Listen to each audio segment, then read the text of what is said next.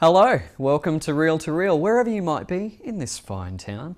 Whether you've stumbled upon us or your hand's been trembling on the remote with anticipation for the show to begin, we're glad to have your company. And we've got a packed show for you this time around. 4 big, fat, huge movie reviews in this show.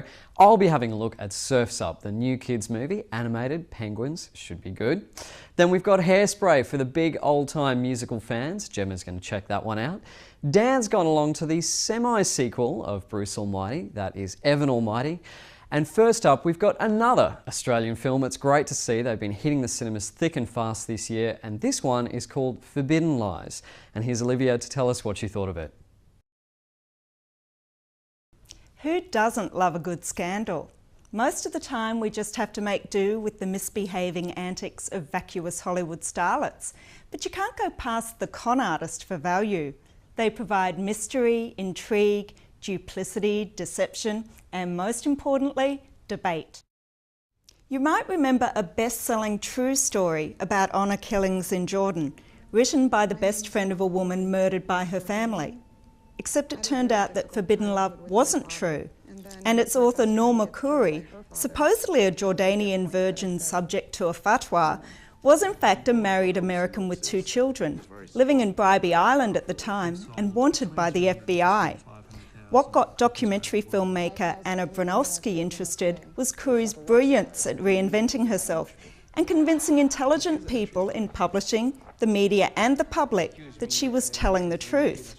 Australians bought half of the 500,000 books sold in 15 languages. Bronowski soon realised that Khoury was a gifted artist, but of a different kind, a confidence artist. Her greatest asset was a facility for making people want to believe her, in spite of their reasonable doubts. And there are plenty of those, presented by journalists, Jordanians, lawyers, psychs, medicos, police, and friend Rachel, a salt-of-the-earth Aussie who sold her house to help Khoury and minded her kids for months. If acting is living truthfully in imaginary circumstances, then by that definition, Khoury is an Oscar-worthy performer with an exceptional ability to improvise. That impressed the director, a former actor and graduate of NIDA, the training ground of Cate Blanchett and Judy Davis. Trying to get to the truth, with Khoury as her guide, led Bronowski on a merry dance through Jordan, the US and Queensland. And every obstacle and false trail that they encountered, Khoury managed to neatly sidestep. Accordingly, Bronowski has entertainingly and creatively structured Forbidden Lies like a crime thriller in chapters, gradually revealing amazing twists and turns. Recognising the parallels with her own job as a storyteller, she uses interviews with Khoury and real-life people alongside clever recreations, employing filmic tricks to mirror Khoury's sleight of hand.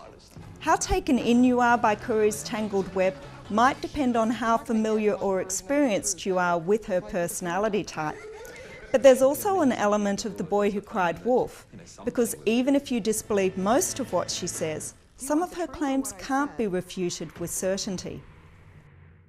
The greatest testimony to Khoury's power is that despite knowing that she's been manipulated and conned by her, and recognising that she's a narcissist/sociopath, Bronowski still likes Khoury and was even concerned about her reaction when she showed her the film. The fact that these people are so charismatic and charming is what makes them so dangerous. By leaving us with unanswered questions, Bronowski has ensured that we'll be talking about Forbidden Lies long after we leave the cinema. It's a truly fascinating and compelling film that encourages us to question what we're told. And in a world driven by spin, that's a very healthy approach to take. Time now for someone who's an expert at counting to 120. Not a very difficult task you might think, but it's the exact number of seconds in 2 minutes. So here's Bree with 2 Minutes in TV. Is it time to go, Big Brother? Well, a lot of you are probably screaming yes, and you could well be right. The 8th series of Big Brother is up in air at the moment. It's yet to find a home. You see, Channel 7 has come in and placed a massive bid to take the show away from Channel 10. I kind of think of it like a game of poker. Channel 7's just put all their chips out on the table and 10's sitting there wondering whether or not they can afford to play the game. But the thing is, Channel 10 really needs Big Brother for its winter lineup. It actually rates very highly in the 16 to 39 target demographic. But Channel 7 has put in this massive bid and hoping that they could steal it away from Channel 10. Now, if they do, there are a few issues that are at play here. One would be, who would they get to host the show?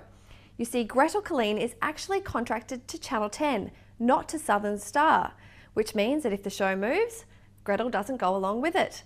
And secondly, when would it air?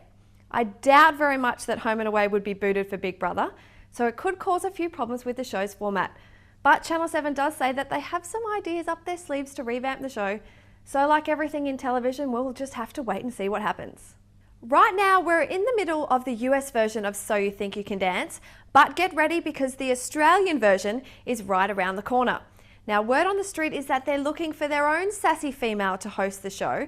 No word on who the judges will be yet, but apparently Megan Gale could be tipped off to be the host. Now, she said that she actually really likes the show and she does have some presenting experience, so she could be a shoo-in. A few other names that have been floated around unconfirmed though are Brie Amer from Big Brother and the Road Traders' Natalie Bassingthwaite. Gladiators ready! Do you remember that?